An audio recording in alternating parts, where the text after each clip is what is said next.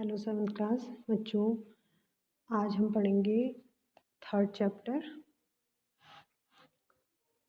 जो हमारी बुक है सामाजिक एवं राजनीतिक जीवन 2 का 3rd चैप्टर राज्य शासन कैसे काम करता है। लास्ट ईयर हम पढ़ चुके हैं, हमने डिस्कशन किया है कि जो शासन है वो शासन 3 स्तरों पर काम करता है, राज्य, स्थानीय और केंद्र। तो बच्चों आज हम इस चैप्टर में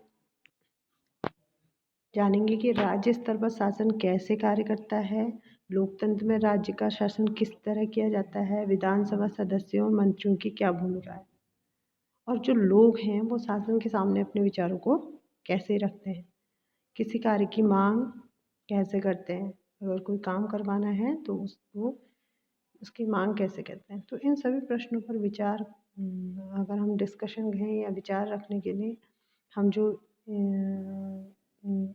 स्वास्थ्य का उदाहरण लेंगे, जो हमारा स्वास्थ्य है उसका उदाहरण लेंगे। स्टार्ट करते हैं अपना चैप्टर। तो बच्चों अब देखेंगे यहाँ पे एक स्टोरी कहें या एक उदाहरण दिया गया है, आप इसको देखेंगे।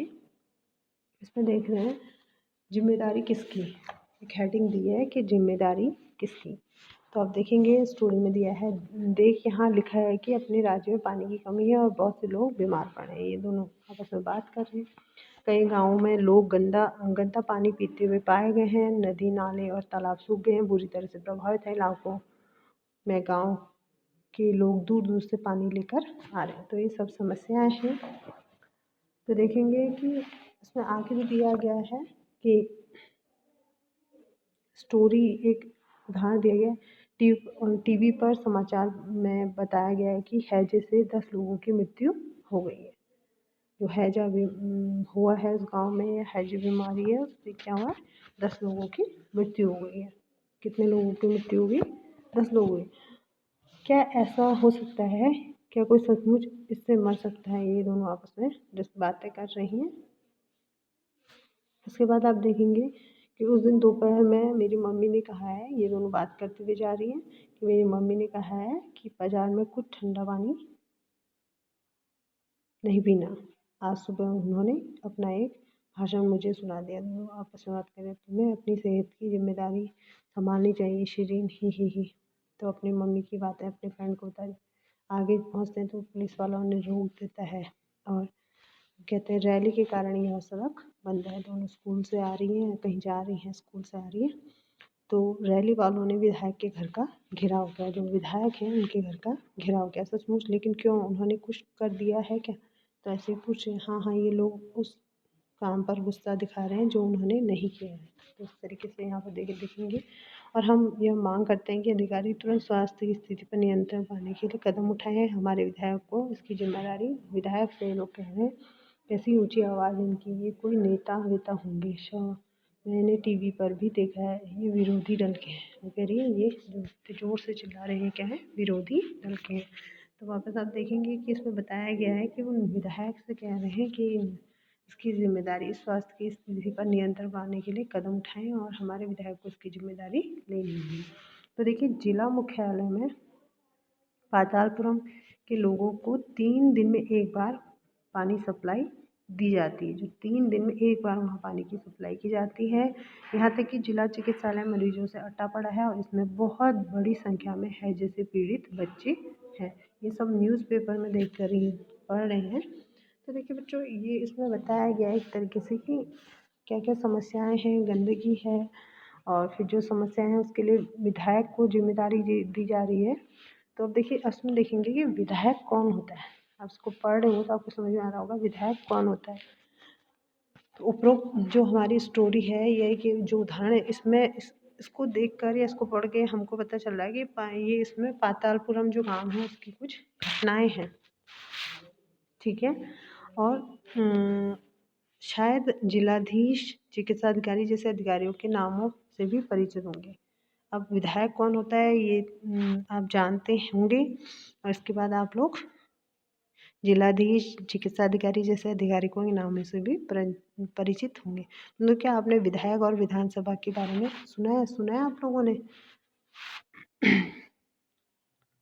क्या आप लोग अपने विधायक यानी एमएलए से परिचित हैं, जानते हैं आप अपने एमएलए को? कई बच्चे जानते होंगे, कई नहीं जानते। जो नहीं जानते तो कोई बात नहीं, लेकिन जानना चाहिए बच्चों आपको। ठीक है, क्या आपको पता है कि वे किस पार्टी के होते हैं? तो देखिए हम पढ़ेंगे इसको आगे। विधानसभा के सदस्य को क्या कहते हैं? विधायक कहा जाता है। जो विधानसभा का सदस्य होता है उसको क्या कहा जाता है? विधायक कहा जाता है। MLA member of legislative assembly का संक्षिप्त रूप है। MLA member of legislative assembly का संक्षिप्त रूप है। या कहें कि एमएलए का फुल फॉर्म क्या है? Member of legislative assembly. बच्चों आप देखेंगे कि एमएलए का चुनाव किसके द्वारा होता है? जनता के द्वारा होता है। अगर हम एमएलए की चुनाव की बात करें तो एमएलए का चुनाव जनता द्वारा किया जाता है। फिर वे लेजिस्लेटिव असेंबली के मेंबर यानी विधानसभा के सदस्य बनते हैं। जब उन्हें जनता चुन लेती है तो फिर वो लेजिस्लेटिव असेंबली के मेंबर यानी विधानसभा के सदस्य बन जाते हैं और सरकार बनाते हैं। और क्या करते हैं? सरकार। इस प्रकार से हम कह सकते हैं कि विधायक जनता का प्रतिनिधित्व होता है। जो विधायक होता है प्रतिनिधित्व करते हैं। जो विधायक हैं वो जनता का प्रतिनिधित्व कहते हैं। नीचे एक उदाहरण दिया गया है। भारत के हर राज्य में एक विधानसभा है। हर राज्य एक निर्वाचन क्षेत्र में बटा है। उदाहरण के लिए यहाँ दिए गए मानचित्र को देखिए और उसमें दर्शाया गया है कि हिमाचल प्रदेश में 68 निर्वाचन क्षेत्रों में बटा है। निर्वाचन क्षेत्र से जनता एक प्रतिनिधि चुनती है जो विधानसभा का सदस्य यानी विधायक बन जाता है। आपने ध्यान दिया होगा कि जो चुनाव में क्या है, लोग अलग अलग पार्टियों के नाम से खड़े होते हैं, इसलिए ये विधायक अलग अलग राजनीतिक दल से होते हैं। आपने देखा कोई बीजेपी से होता है, कोई कांग्रेस से होता है, कोई तो अलग अलग चुनाव पार्टियों से क्या होता है, लोग अलग अलग पार्टियों से उनके नाम पर खड़े होते हैं, इसलिए ये विधायक अलग अलग राजनीतिक दलों के होते हैं। जो लोग विधायक होते हैं वे मंत्री या मुख्यमंत्री कैसे बन जाते हैं? अब ये भी एक क्वेश्चन है कि जो विधायक होते हैं मंत्री और मुख्यमंत्री कैसे बन जाते हैं? जिस राजनीतिक दल के विधायक आधे से अधिक निर्वाचन क्षेत्र में जीत जाते हैं और राज्य में उस दल को बहुमत माना जाता है। मीन्स समझ रहे हैं? जिस राजनीतिक दल के विधायक आधे से अधिक निर्वाचन क्षेत्रों में जीत जाते हैं, राज्य में उस दल को बहुमत माना जाता है। बहुमत प्राप्त करने वाले राजनीतिक दल को सत्ता पक्ष और अन्य सबको विरोधी पक्ष कहा जाता है। जिस पे बहुमत क्या होता है? बहुमत जिस दल को प्राप्त होता है, बहुमत प्राप्त करने वाले राजनीतिक दलों को सत्ता पक्ष और अन्य सभी सबको विरोधी पक्ष कहा जाता है। उदाहरण के लिए हम इसे ऐसे समझेंगे कि हिमाचल प्रदेश की विधानसभा में विधायकों के 68 निर्वाचन क्षेत्र हैं। तो बच्चों आप समझ होंगे कि किस तरीके से जो है बहुमत क्या है, निर्वाचन क्षेत्र और विरोधी पक्ष क्या होता है। तो बच्चों आप समझ रहे होंगे। आगे आपकी बुक में दिया गया है कि विभिन्न राजनीतिक दलों के उम्मीदवारों ने 2017 का विधानसभा चुनाव जीता और विधायक बन गए। विधानसभा में कुल विधायकों की संख्या कितनी थी? 68। इसलिए बहुमत प्राप्त करने के लिए किसी भी राजनीतिक दल को 34 से अधिक विधायकों की आवश्यकता होगी। भारतीय जनता पार्टी में 44 विधायक होने के कारण उसे क्या हो गया, बहुमत मिल गया और सत्ताधारी दल के सदस्य, और वे क्या बन गए? सत्ताधारी दल के सदस्य बन गए। अन्य सब विधायक विरोधी दल के सदस्य बन गए और जो अन्य थे वो सब विरोधी दल के सदस्य बन गए। तो आप समझ रहे होंगे कि क्या होता है। इस उदाहरण में इंडियन नेशनल कांग्रेस मुख्य विरोधी दल बना क्योंकि भारतीय जनता पार्टी के बाद सर्वाधिक विधायक उसी के थे। विरोधी पक्ष के कुछ अन्य पार्टी भी कुछ निर्दलीय उम्मीदवार भी थे जो चुनाव जीत कर आए थे। तो चुनाव के बाद जो सत्ताधारी दल के विधायक अपने नेता का चुनाव करते हैं, जो सत्ताधारी दल होगा उसके विधायक अपने नेता का चुनाव करते हैं। जो मुख्यमंत्री बनता है क्या होता है? चुनाव के बाद सत्ताधारी दल के विधायक अपने नेता का चुनाव करते हैं, जो क्या बनता है? मुख्यमंत्री बनता है। अब जो मुख्यमंत्री और मंत्रियों का कुछ दायित्व होते हैं। दायित्व है कि वे शासन के विभिन्न विभागों मंत्रालयों को चलाए और उनके अलग अलग कार्यालय भी होते हैं। विधानसभा ऐसा स्थान होता है जहाँ सभी विधायक, चाहे वो सत्ताधारी हो या विरोधी दल का हो, विभिन्न विषयों पर चर्चा करते हैं, उनकी डिस्कशन होती है उस पर।